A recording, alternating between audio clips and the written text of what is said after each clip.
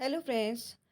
आज हम बात करेंगे उन पॉसिबल इंटरव्यू क्वेश्चंस की, आंसर्स की जो इंजीनियरिंग ग्रेजुएट या स्टूडेंट से एक्सपेक्ट किए जाते हैं। तो चलिए हम अपने इंटरव्यू को क्रैक करने के लिए कुछ अच्छी बातें सीखें। फर्स्ट क्वेश्चन हो सकता है, what led you to pursue the engineering as an career. What led you to pursue engineering as a career. अब इस क्वेश्चन में आपको क्या करना है, आपको अपने पैशन के बारे में बताना है कि आपको किस सब्जेक्ट के लिए आप पैशनेट है। जैसे आपने इंजीनियरिंग क्यों ली, जैसे साइंस, मैथ्स और टेक्नोलॉजी में आपको बड़ा इंटरेस्ट है ना। और कैसे आप हमेशा इंटरेस्ट रहते थे कि कैसे चीज़ें होती है, इस क्वेश्चन के बारे में ही सोचते रहते थे। तो आप अपना आंसर दे सकते हैं। You have to talk about your passion for science, math, and technology, and how you have always been interested in how things work. फिर कोई क्वेश्चन हो सकता है जैसे, What is your favorite engineering field and why?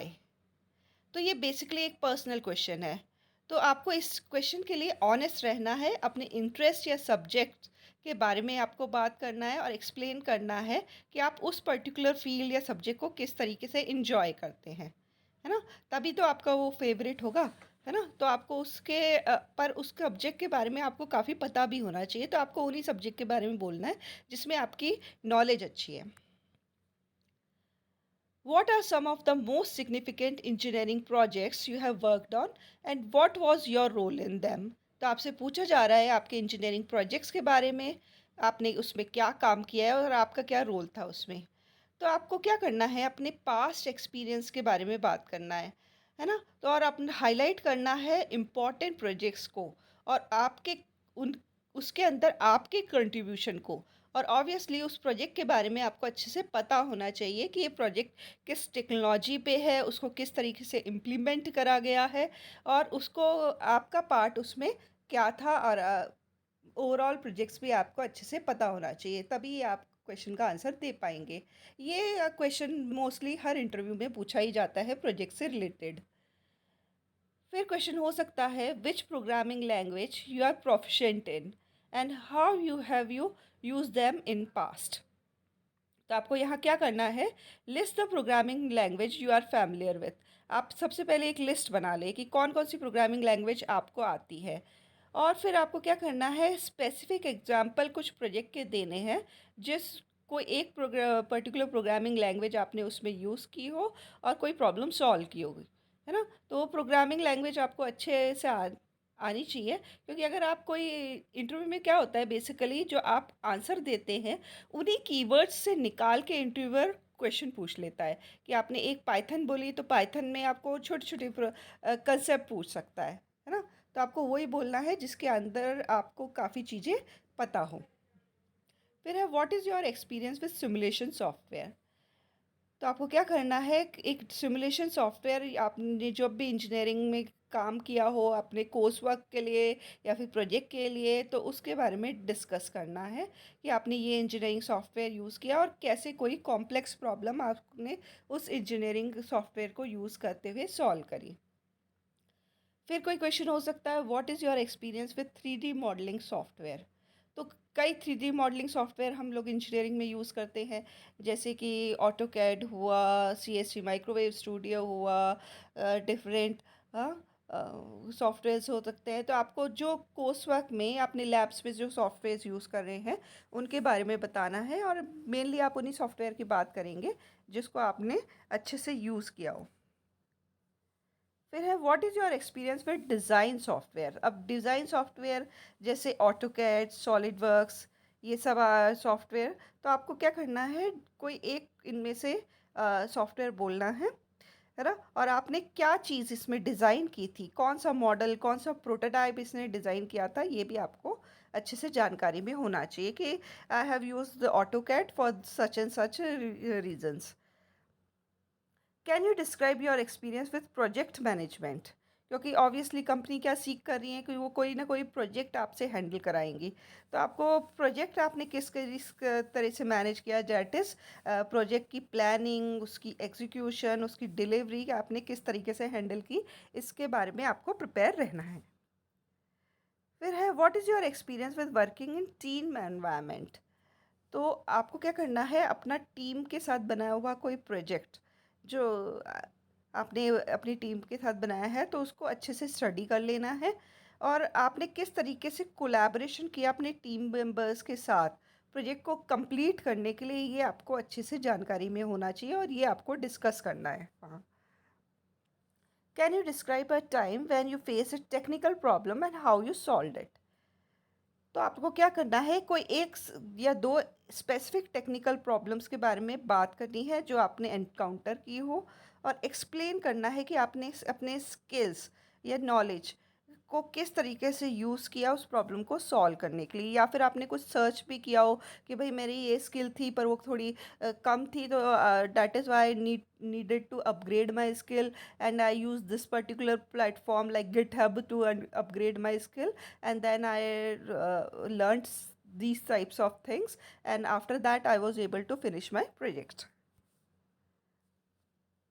How do you stay up to date with the latest technology and engineering trends? तो ये भी काफ़ी इंटरेस्टिंग क्वेश्चन है कि जैसे आपसे कंपनी पूछ रही है कि आप भाई लेटेस्ट टेक्नोलॉजीज़ में इंटरेस्ट रखते हैं कि पुरानी कोई एक चीज़ सीख ली उसके बाद रुक गए हैं। तो आपको ये अपना ये एक तरह से life long learner type of attitude दिखाना है कि sir I am a life long learner and I am quite interested in latest trends such as attending and I do attend conference, read industry publication, or participate in online communities। जैसे आपका कोई college कराता ही होगा, online communities के से आपका कोई interaction कराता ही होगा, तो वो सब आपको बात करनी है कि ये मैंने किए हैं। What are some of the challenges you have faced in your past engineering projects and how did you overcome them? So you need to talk about the specific challenge you have faced and explain how you use your skill and knowledge to overcome it. Okay? Then a question may be, how do you ensure that your engineering projects are of highest quality? तो यहाँ क्या करना है आपको, आपको discuss करना है, discuss your process for quality assurance because he is talking about quality. तो आपको क्वालिटी एश्योरेंस पे ही बात करनी है, such as conducting through testing, documenting the project and seeking feedback from other. तो आपने क्या किया, क्वालिटी एश्योरेंस के लिए एक पर्टिकुलर बेंचमार्क ले किया, उस पे आपने टेस्ट परफॉर्म किए, डॉक्यूमेंट किया कि अब मैंने ये बेंचमार्क अटेन कर लिए हैं, और फिर प्रोडक्ट बनने के बाद या फिर अपना प्रोजेक्ट बनने के बाद आपने क्या किया, दूसरे लोगों से फीडबैक लिया कि आप अपने किस प्रोजेक्ट को और क्वालिटी कैसे इम्प्रूव कर सकते हो। तो ये कुछ quality assurance related step wise procedure आपको ध्यान में होना चाहिए। फिर है, can you explain a complex engineering concept to someone who is not familiar with it. तो you need to choose a concept with which you are familiar and explain it in a very simple term। तो आपको एक particular concept जिससे आप familiar हैं उसको अच्छे से सिंपल लैंग्वेज में एक्सप्लेन करना है। इसके लिए आप क्या कर सकते हैं, आप एनालॉजीज या रियल लाइफ एग्जांपल्स ले सकते हैं जिससे वो जल्दी से किसी दूसरे पर्सन को समझ में आ जाएगा। तो इस तरीके से आपकी एक तरह से कम्युनिकेट इफ़ेक्टिव कम्युनिकेशन स्किल वहाँ टेस्ट हो जाएगी, और आपकी नॉलेज जो आपकी सब्जेक्ट या फील्ड में है वो भी वहाँ टेस्ट हो जाएगी। What are your strengths and weakness as an engineer. ये बहुत इंपॉर्टेंट क्वेश्चन है क्योंकि ये ऑलमोस्ट हर इंटरव्यू में पूछा जाता है। तो क्या करना है कि talk about your strength such as technical skill.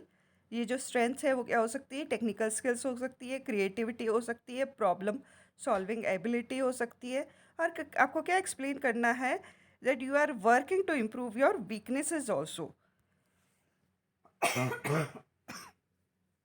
Now, can you describe a time when you had to work under pressure and how you handled it?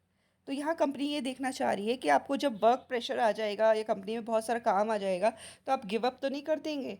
तो आपका इस तरीके से आंसर होना चाहिए कि आपका एटीट्यूड ऐसा है कि आप वर्क प्रेशर भी झेल लेते हैं।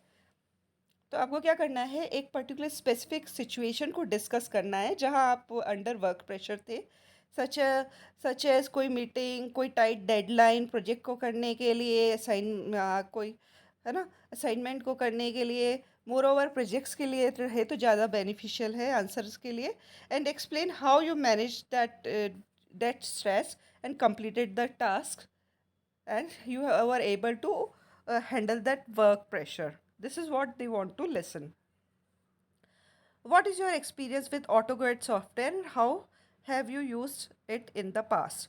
डिस्कस योर अब ऑटोकैड के बारे में पूछ रहे हैं तो आपको क्या करना है, अपने CAD software such as AutoCAD, solid work, इस सब के बारे में डिस्कस करना है। और कौन से मॉडल्स या ड्राइंग आपने ड्रॉ की थी उन सब के लिए बताना है। तो ये भी काफ़ी इम्पोर्टेंट है। Suitable answer for tell me your strengths and weaknesses. तो यहाँ क्या करना है, ऑब्वियसली काफ़ी ऑनेस्ट आंसर इसका होना चाहिए। इसके लिए आपको सेल्फ अवेयर रहना है कि आपकी अंदर कुछ कुछ क्वालिटीज़ है जो आपके ऑब्वियसली इंटरव्यू टाइम में भी रिफ्लेक्ट होनी चाहिए, है ना। While highlighting your qualification and experience, तो आपका जो क्वालिफिकेशन है उसमें रिफ्लेक्ट होनी चाहिए कि आप बता रहे हैं कि आप एक अच्छे स्कॉलर हैं, तो आपके परसेंटेज उस तरीके से होने चाहिए। या फिर आपके कोई प्रोजेक्ट्स किए हुए हैं तो आपको कोडिंग में अच्छा एक्सपीरियंस है तो आपके सीवी में वो प्रोजेक्ट्स अच्छे से मेंशन्ड होने चाहिए और उसके बारे में आपको जानकारी होनी चाहिए, है ना। तो हम किस तरीके से अपने स्ट्रेंथ्स और वीकनेसेस बता सकते हैं कि sir, one of my biggest strength is my ability to learn quickly and adapt to new situations. I am also a strong communicator and enjoy working collaboratively with others to achieve our goals.